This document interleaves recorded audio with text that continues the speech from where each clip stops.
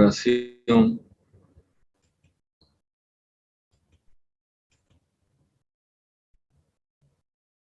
y luego se genera en el evaporador el vapor 3. Y acá es donde aparecen los dos procesos de compresión, este y este otro. El 3,4 y el 6,10. Y dijimos que por acá hay un 11 que es la mezcla de 4 y 10. Bueno, ¿alguna pregunta? Vuelvo a repetir acerca de esto.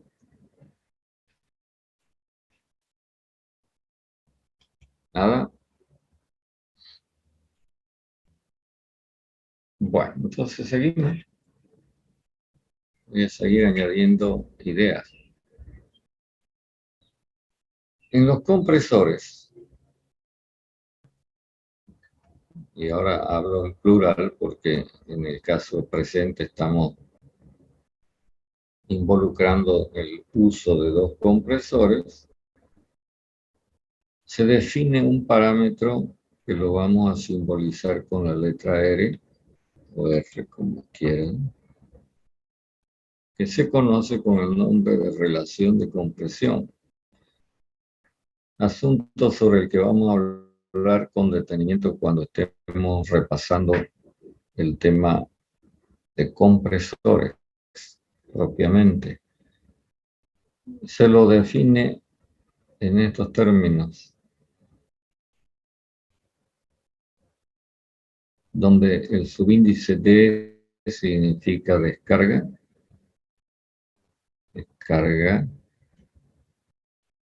y el subíndice A significa aspiración.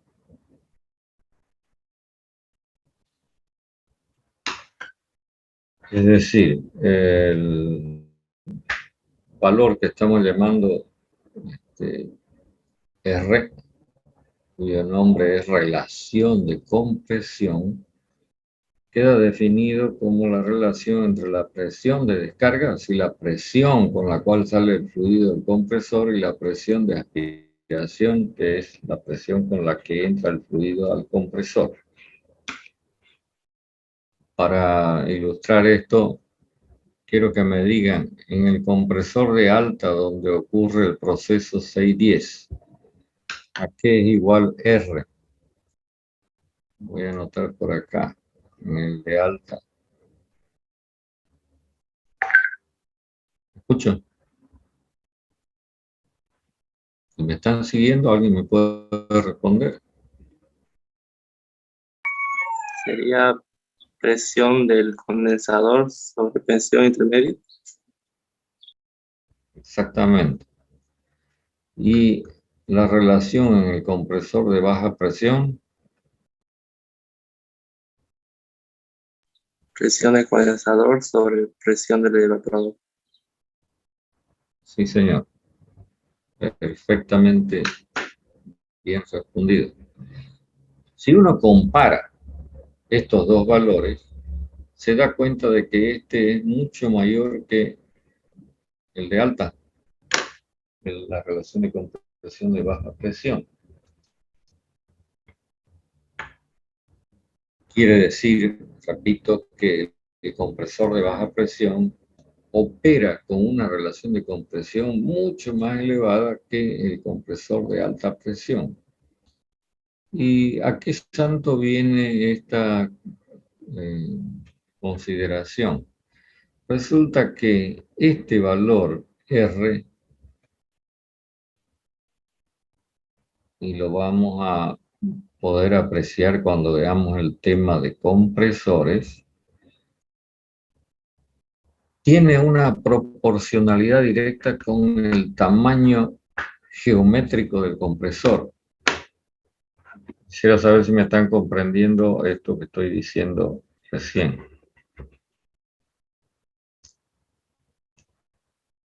Repito, la idea, o el caso.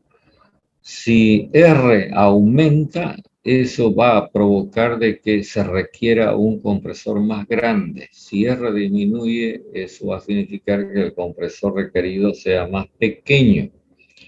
Por lo tanto, inmediatamente nos tenemos que dar cuenta de que el compresor de baja presión será un compresor más grande, mucho más grande que el compresor de alta presión. Y entonces la idea que surge a partir de esto es cómo logramos que este compresor reduzca su tamaño en beneficio del bolsillo.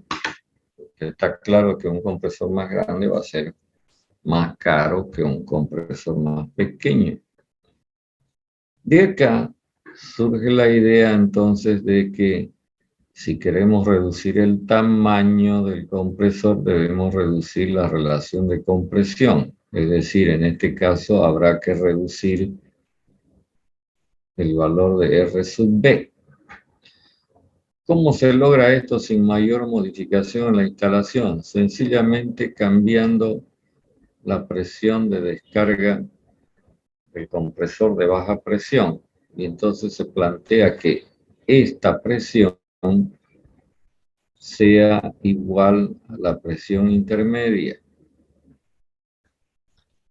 Si la cosa es así y la presión intermedia está dada por este valor que tenemos anotado acá arriba con esta formulita, resulta que estas dos relaciones de compresión se van a hacer iguales.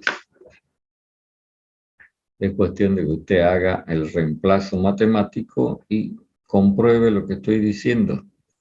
Pero eso no es lo importante. Lo importante es que de esta manera estaríamos reduciendo el tamaño del compresor de baja presión. Ahora, ¿qué hacemos con el fluido que descarga el compresor de baja presión a la presión intermedia?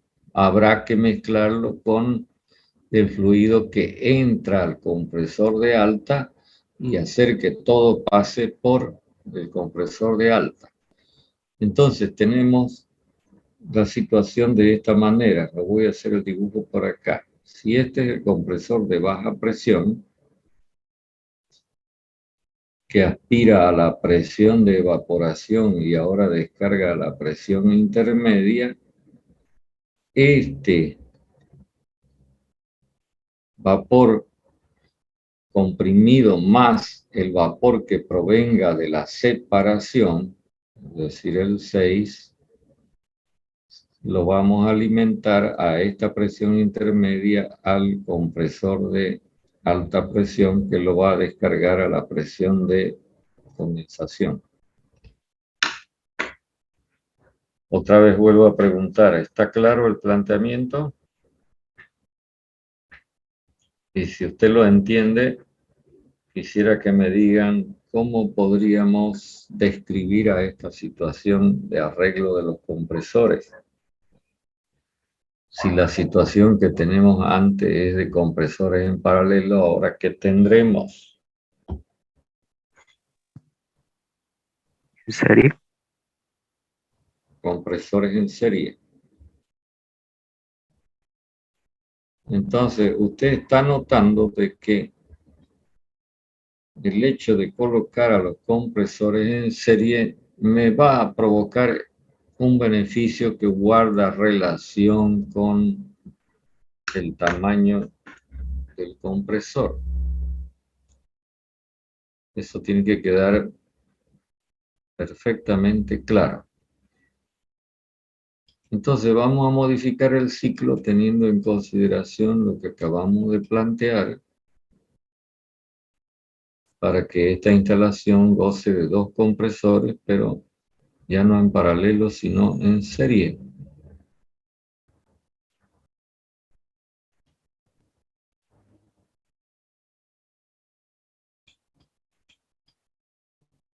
Supongo que todo está claro hasta acá, ¿no? No hay mayor inconveniente. Entonces, vamos a proceder a limpiar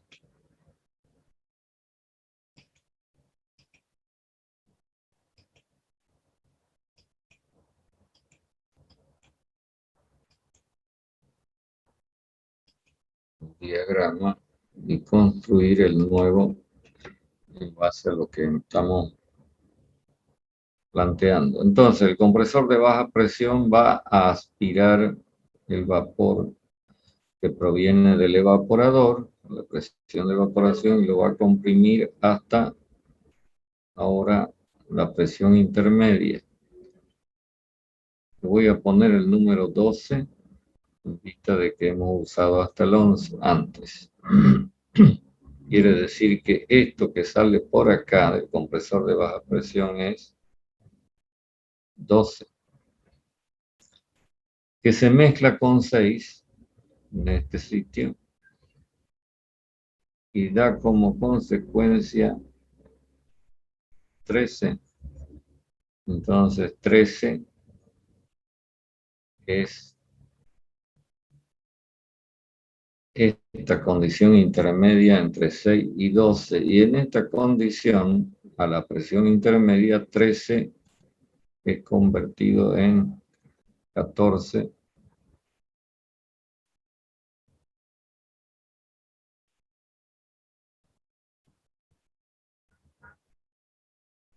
que finalmente, pasando por el condensador, se convierte en 1.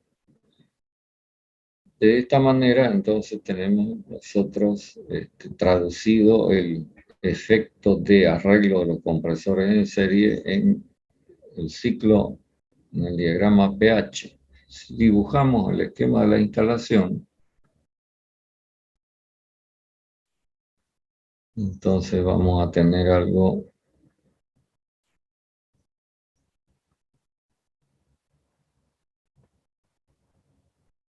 como siempre, el separador de vapor acompañado de su válvula flotador. Entonces por acá tenemos uno, líquido que se estrangula hasta esta condición, dejémosla sin número. En el separador se separan la fase líquida 5, líquido saturado, y 6, y esto ocurre a la presión intermedia. 5 luego se estrangula hasta 7 antes de ingresar al evaporador, del cual sale en la condición 3. Es este flujo 3 el que ingresa al compresor de baja presión, del cual sale en el estado 12, que luego mezclado con 6 genera 13, que pasa por el compresor de alta presión, dando como resultado 14.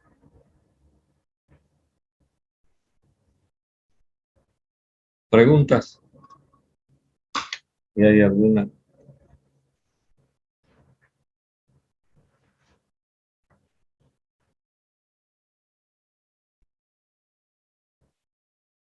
¿Está todo claro?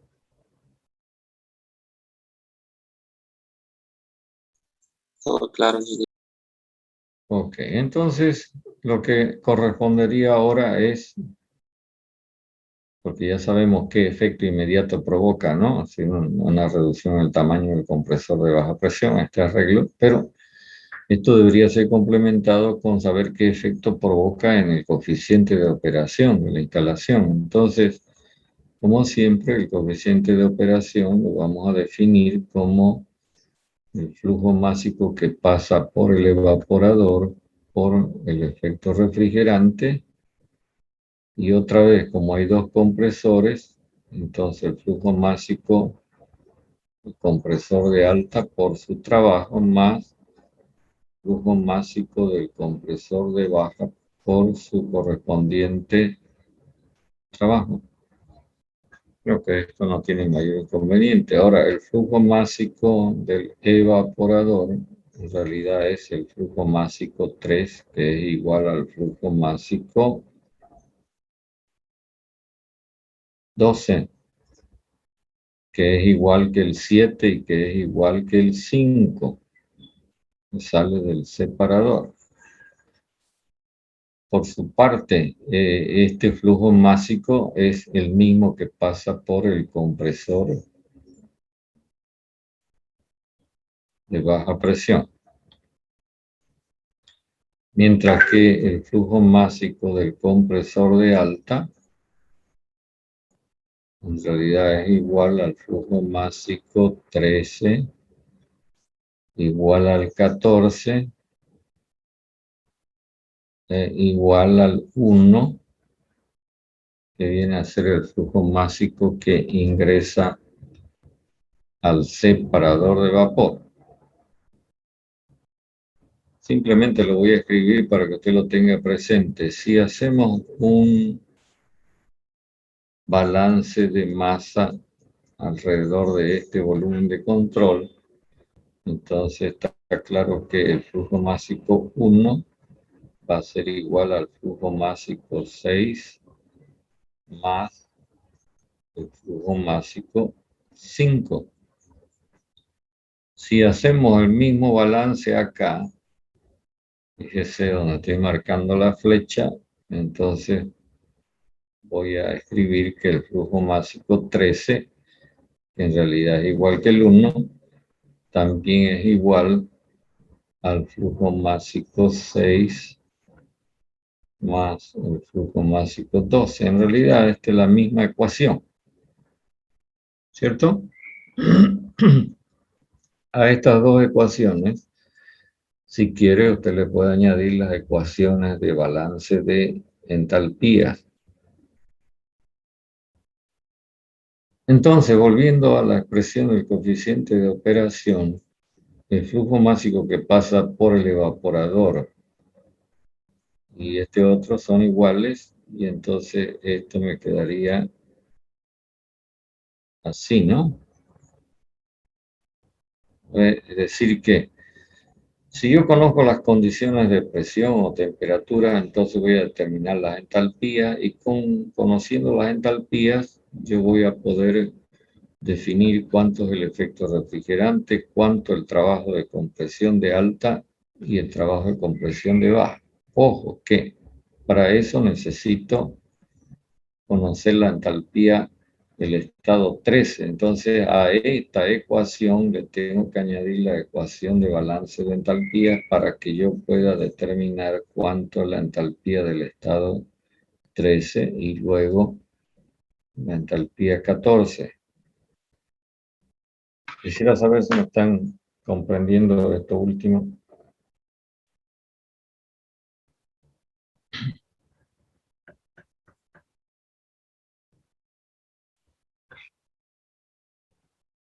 A ver, voy a escribir esto.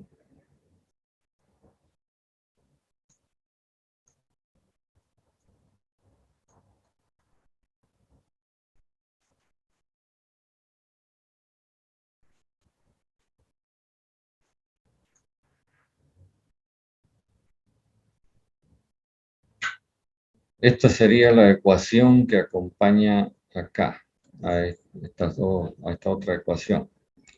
Quiero que me digan qué se conoce de esta ecuación. Si usted ya sabe los valores de presión, condensación intermedia y evaporación. ¿Qué se conoce de esta última ecuación que acabo de anotar?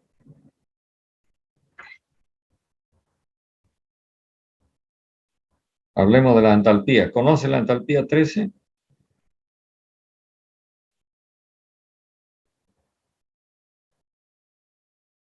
¿Conoce la entalpía 6?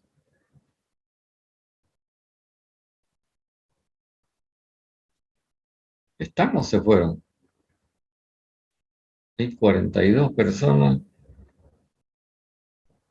que teóricamente están siguiendo la clase. Quisiera escuchar aunque sea un ruido. Sí, estamos aquí, ingeniero. Ya, pues entonces dígame, ¿qué conoce de esta ecuación? ¿Conoce la entalpía 6? La 6 sí es conocida. Se conoce porque depende de la presión intermedia, va por saturado. Usted va a entrar a las tablas o a mirar en el gráfico y lo va a tener claro. ¿Conoce la entalpía 12? Sí, se puede conocer también. Se puede conocer si conoce la entalpía 3 y sabe que el proceso es isentrópico hasta 12, ¿verdad? ¿Conoce la entalpía 13? Mm, esa no creo. Esta es la incógnita, pero para conocer la entalpía 13 necesito tener información sobre la cantidad de flujo que pasa por un sitio y otro sitio, ¿no? Y no lo tengo, pero puedo hacer este relacionamiento. La entalpía 13 va a ser igual, si es el valor que quiero conocer, al flujo másico 6 dividido por el flujo másico 13 multiplicado por la entalpía estado 6 más flujo másico 12 dividido por el flujo másico 13 multiplicado por la entalpía 12. Esto es conocido, esto es conocido. Entonces, note usted el siguiente detalle. El flujo másico 13, lo anotamos por acá, es igual que el flujo másico 1, ¿cierto? Que es este que está ingresando a este volumen de control que he encerrado con línea de trazas. El flujo másico 6 es este que está saliendo de dicho volumen de control. Y el flujo másico 12, a ver, el flujo másico 12 es igual que el flujo másico 5, que es el que está saliendo de este mismo volumen de control.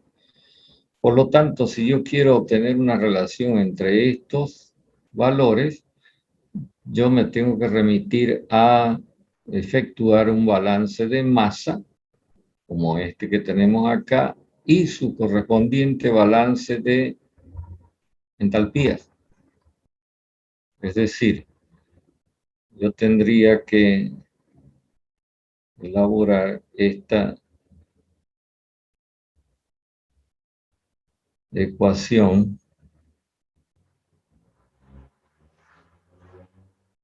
que acompaña a este balance de masa. Entonces pregunto, ¿conoce la entalpía 1? Sí, ¿Conoce la entalpía 5? sí, también. Y la entalpía 6. Por lo tanto, de esta ecuación yo puedo obtener una relación de flujos, ¿no? Como alguna de estas que están acá, teniendo en cuenta que 13 es igual que 1, que 12 es igual que 5, y 6 pues es 6 nomás, ¿no? Entonces, y el otro detalle es este, fíjese, si yo sumo el flujo másico 6 dividido por el flujo másico 13 más el flujo másico 12 dividido por el flujo másico 13, ¿cuánto me da este valor?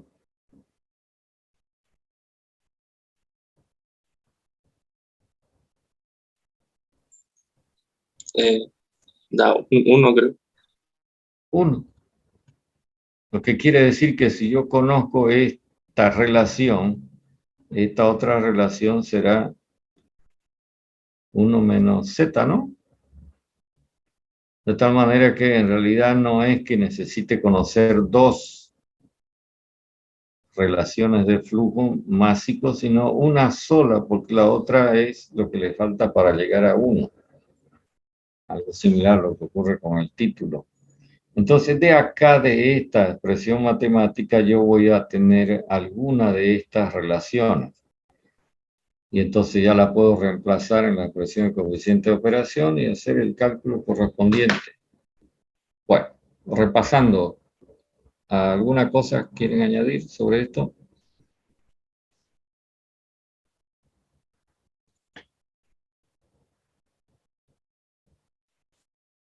¿Está todo clarísimo?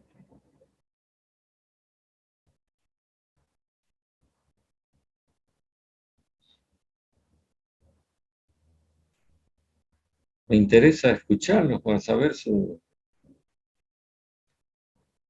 ingeniero.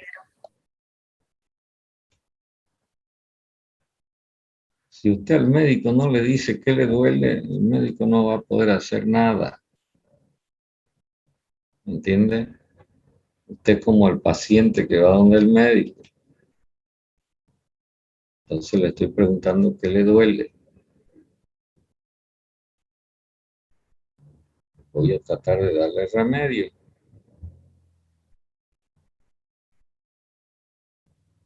Bueno, quiero saber si hasta ahí está todo en orden, porque voy a borrar. Sí, ingeniero. Ok, entonces voy a borrar. Seguramente en la práctica ustedes van a ejercitar algo como esto, que les va a servir de repaso.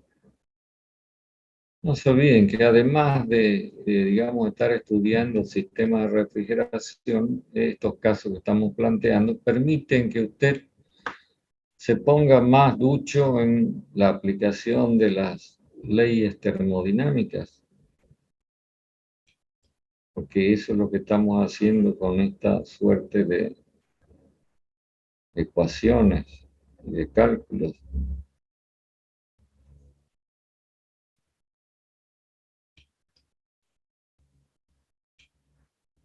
Voy a cambiar de color, porque voy a volver a repetir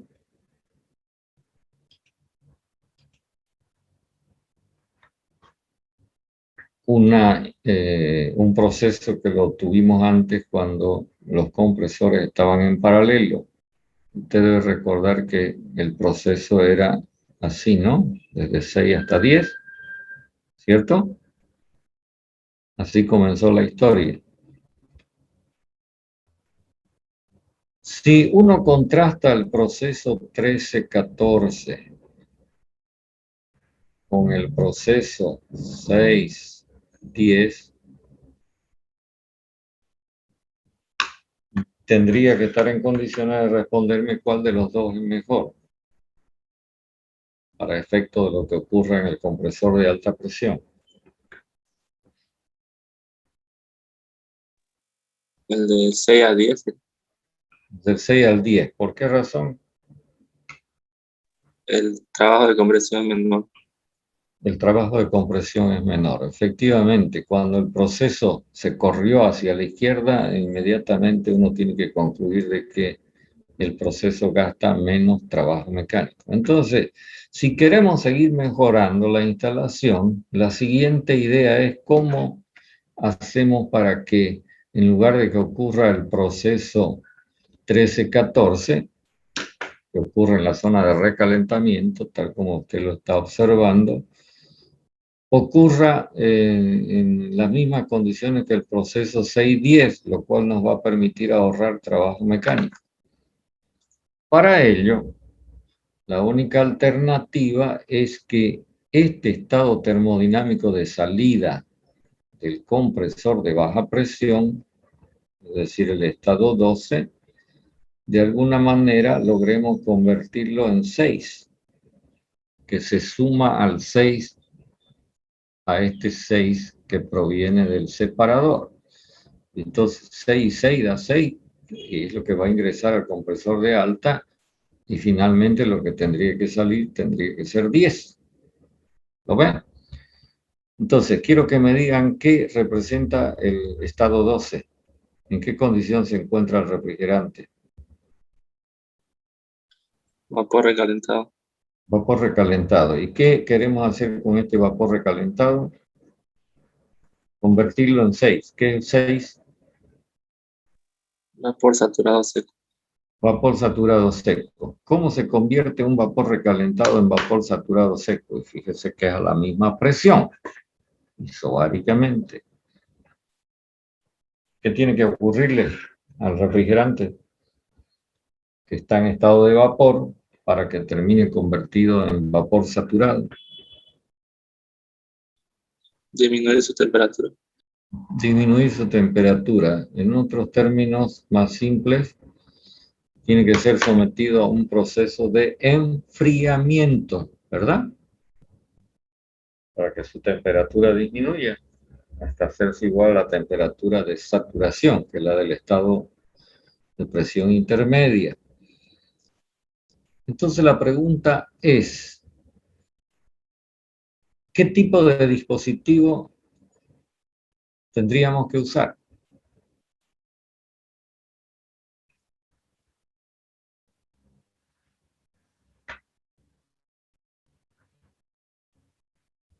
Estamos queriendo que el vapor 12 ceda calor para convertirse en 6.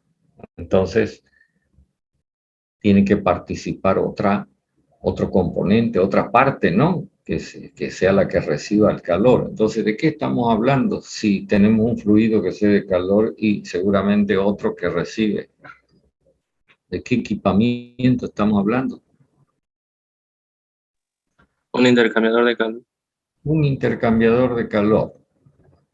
Entonces, ahora la pregunta que surge es, ¿cuál es la otra parte del intercambiador de calor que va a recibir el calor cedido por el vapor?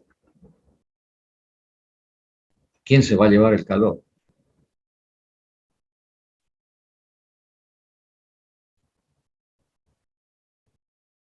Yo lo puedo decir, pero me interesa que vayamos razonando las cosas para que el asunto quede grabado en su cerebro. ¿Qué podríamos pensar en primera instancia? Es decir, ¿con qué logramos que algo se enfríe? Un refrigerante. Sí, entonces si ponemos otro refrigerante, entonces la instalación ya es complicadísima, ¿no? No, lo que me interesa es esto, de lo que tenemos disponible en este mundo, en nuestra Tierra, Agua. ¿qué fluidos podríamos pensar en un primer instante que podrían usarse para enfriar algo? Son fluidos que usted utiliza, por ejemplo, cuando trabaja en la cocina y quiere enfriar algo. ¿Qué hace? Agua. Claro, usar agua, sí, un líquido, ¿no? O usar o esperar que se enfríe porque el calor se los va llevando. ¿Quién? El aire. El aire. Pero el detalle es el siguiente. Tanto el aire como el agua prácticamente están a la misma temperatura, que es la temperatura ambiental, ¿no? ¿Cierto? Si uno examina la temperatura del estado 6, fíjese en el diagrama pH, esta temperatura va a resultar menor que la temperatura ambiental, lo que descarta la posibilidad de utilización del aire o del agua. Entonces a alguien se le ocurrió apelar a este líquido que está contenido en el separador de vapor. ¿A qué temperatura se encuentra ese líquido? ¿Qué temperatura se tiene acá? Lo acabo de marcar, pues no me vaya a decir un número porque no sabemos cuánto es la presión intermedia. Es decir, acá y acá tenemos la misma temperatura. ¿Cuál es? Esa, ¿verdad?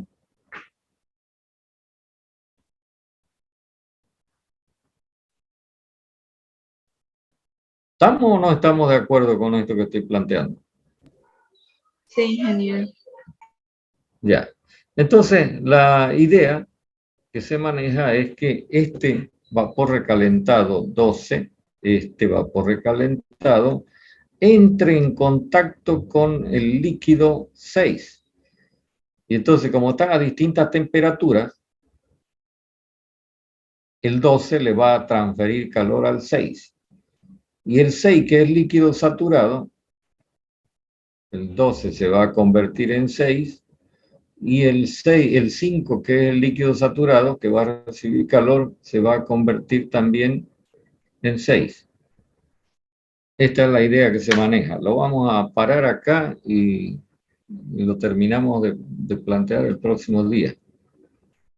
¿Listo? Antes que se nos corte la charla.